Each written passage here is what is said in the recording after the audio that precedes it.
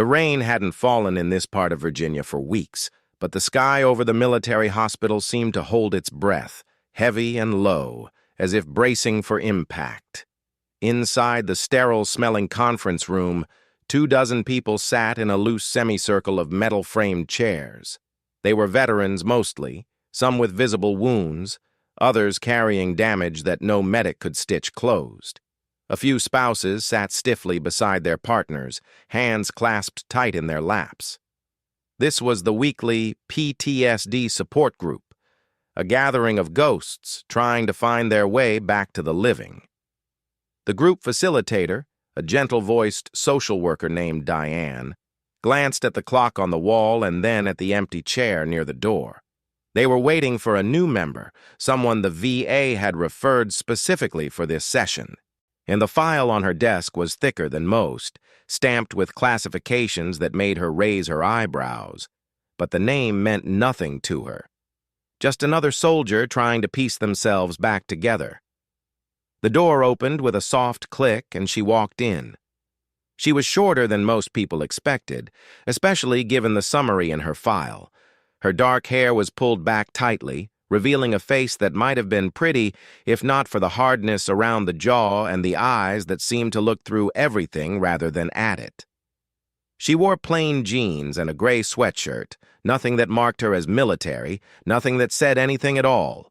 But the way she moved, economical, deliberate, scanning the room in less than a second, told those who knew what to look for exactly what she was.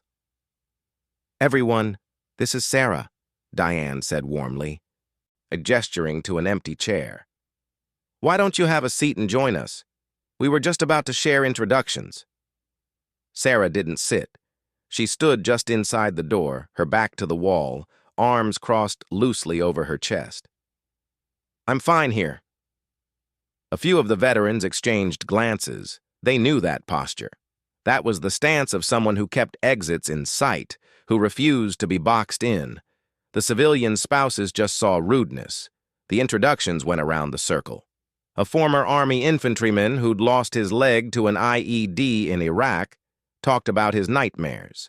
An Air Force loadmaster described the panic attacks that hit him in crowded stores. A young Marine widow spoke in halting sentences about the letter her husband had left her, the one that talked about the things he'd seen and done and couldn't unsee. Each story hung in the air like smoke, acrid and lingering. Then it was Sarah's turn. Diane smiled encouragingly.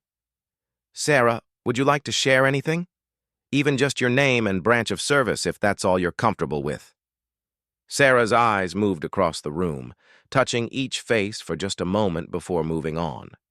When she spoke, her voice was low and rough, like someone who hadn't used it in days. "My name is Sarah Kincaid. I'm a retired Chief Petty Officer." "Navy?" the one-legged infantryman asked, trying to be friendly. "My cousin was Navy. Supply officer on a carrier. Said it was a pretty good gig." A ghost of something, not quite a smile, flickered across Sarah's face. "I was a medic." "Corpsman," the infantryman corrected himself, nodding with new respect. "Got it. My cousin said you guys are the real deal. It patch up the grunts, right?" Sarah didn't answer. Her eyes had fixed on a point on the far wall somewhere above their heads. Diane stepped in gently. "Sarah served multiple deployments. She's here because she's been struggling with some of the things she experienced overseas. We're glad she's here." The room murmured polite welcomes, but Sarah's expression didn't change. She remained by the door, motionless, a statue carved from something harder than stone. The session continued. A middle-aged Army reservist talked about his second deployment to Afghanistan, a FOB in Coast Province, mortars almost every night. A female MP described the convoy she'd lost to an ambush in Baghdad. 3 friends dead, her own face scarred by shrapnel. Standard stuff for a group like this. Tragic, painful, but familiar. And then a man in the back raised his hand. He was older, maybe 60, with a gray beard and a faded Marine Corps ball cap pulled low over his eyes. He'd said nothing all session, just sat with his thick arms crossed, listening. Diane called on him. "Name's Mike," he said, his voice a low rumble.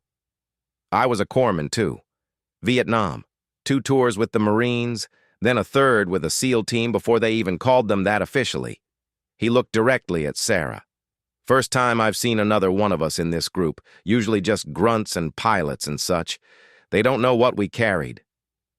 The room went quiet. Everyone looked at Sarah. She met his gaze for the first time. Something passed between them, a recognition that needed no words. Then she looked away. Mike wasn't finished. "I've been coming here 2 years.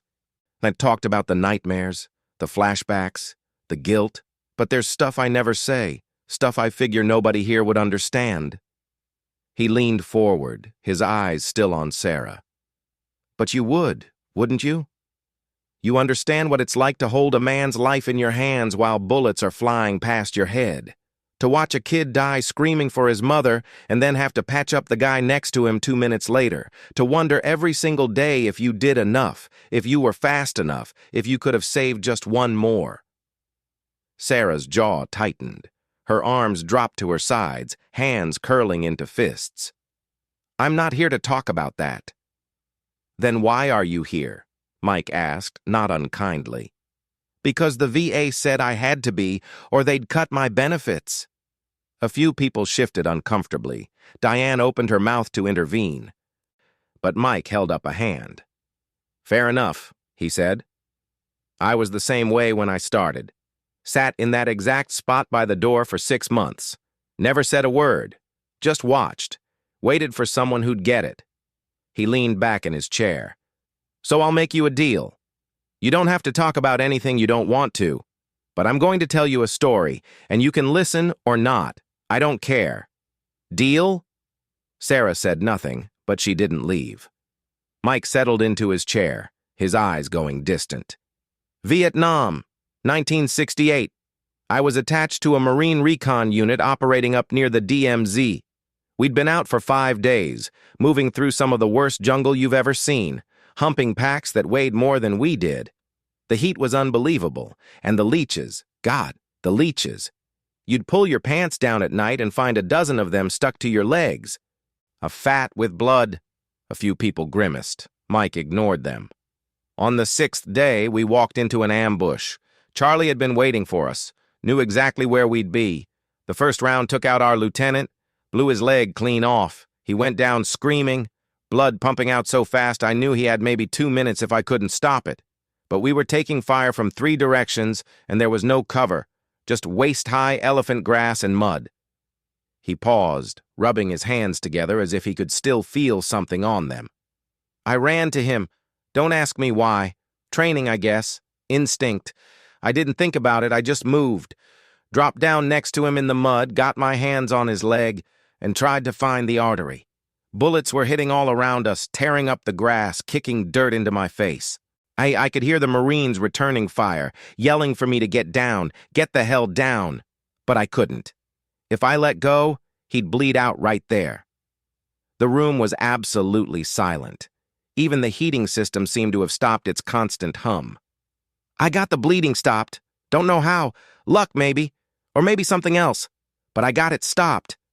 Then I dragged him through the mud, one-handed, back to where the Marines had set up a perimeter. Took forever. Felt like hours. Probably was only a few minutes. When I got him behind cover, I looked at my hands and they were red to the elbows. His blood. My blood. I'd taken a round in the shoulder somewhere along the way and never even felt it." Mike touched his left shoulder unconsciously. "We got extracted that night. The lieutenant lived. Lost the leg, but lived. I saw him years later at a reunion. He came up to me, shook my hand, thanked me for saving his life. Said he'd gone home, married his high school sweetheart, had 3 kids, became a teacher. A whole life, because I did my job one day in a muddy field." He looked around the room, his eyes wet. "And you know what I felt when he told me that? Nothing. Absolutely nothing. Because all I could think about were the ones I didn't save. The Marine whose carotid I couldn't find in time. The kid whose chest I cracked open on a helicopter. trying to massage his heart back to life, watching his eyes go glassy while the blood soaked through my gloves. The ones whose names I don't even remember anymore because there were so many. A long silence stretched out. Diane reached for a box of tissues on the table beside her, but no one moved to take one. Mike looked at Sarah. So that's why I'm here. Because the ones I saved gave me something to hold on to, but the ones I lost nearly drowned me. And I figure if I keep talking, keep telling the story, maybe the weight gets a little lighter. Maybe I can breathe again someday. Sarah's expression had changed. The hardness was still there, but something else had crept in around the edges. Something that looked almost like recognition. I had a different experience, she said quietly. It was the first time she'd spoken voluntarily since introducing herself. Diane leaned forward. Do you want to share it, Sarah? Another long pause. Sarah's eyes went to the window, to the gray sky outside, to somewhere far beyond. I was a SEAL medic, she said. The words dropped into the room like stones into still water, and the one-legged infantryman's mouth actually fell open. The female MP sat up straighter. Even Mike's eyebrows went up. You were a SEAL? Someone asked. I didn't think they let women... They didn't. Not officially. Not then. Sarah's voice was flat, matter-of-fact. I was attached to DevGru as a Special Operations Combat Medic. Not a team member, not officially. Just the person who went with them when they needed someone who could keep people alive in places where there were no doctors. DEVGRU, Mike repeated. That's... yeah. DevGru. The name hung in the air. Most people knew it as SEAL Team 6, the unit that had taken down Osama bin Laden, the most elite of the elite, the ones who did the missions that never made the news, in the places that didn't exist on any map. How many deployments? Mike asked. 12? Over 15 years. Iraq, Afghanistan, Somalia, Yemen, a few other places that don't have names. And you were a medic the whole time? The whole time. Sometimes the only medic. When the team went in, I went with them. When they got hit, I was the one who patched them up. When they died, I was the one who called it. The room was transfixed. Diane had forgotten her facilitator role entirely, just another listener in the circle. The worst one, Sarah continued, her voice dropping even lower, was in Afghanistan. 2009. A village in Helmand province that Intel said was a Taliban stronghold. We went in at night, fast and quiet, looking for a high-value target. Everything was going according to plan until it wasn't. She stopped. For a moment, it seemed like she might not continue. But then Mike spoke. Mate, what happened? Sarah's eyes came back from wherever they'd gone. We walked into a building that was supposed to be empty. It wasn't. The intel was bad, or maybe it was good, and someone on the other side got smart. There were 20 of them waiting for us, maybe more. The first shot took out the point man, right through the neck. I saw him go down, saw the blood spraying, and I was already moving toward him when the rest of the world went to hell. She described it in clinical terms, the way medics are trained to do, the positions of the team, the fields of fire, the casualty count. But the clinical detachment couldn't hide the horror beneath. The point man was dead before I reached him. The round had severed his carotid and his trachea both. Nothing anyone could have done. But while I was checking him, and the team's number 2 man went down, shot in the chest, through his plate carrier, right where the plate didn't cover. I dragged him behind a wall, got my hands inside his armor, and found the exit wound. The round had gone clean through, took a chunk of his lung with it. He was drowning in his own blood. She paused, swallowed. I did a needle decompression right there, in the dark, with bullets hitting the wall 2 feet from my head. Got his lung re-expanded, got him breathing again. Then I heard the team leader scream for help. One of the operators had been hit in the leg, femoral artery. Blood was spraying like a fountain. The room was barely breathing. I left the lung guy with another team member who'd taken a minor wound and could hold pressure on his chest. ran to the femoral bleed, got a tourniquet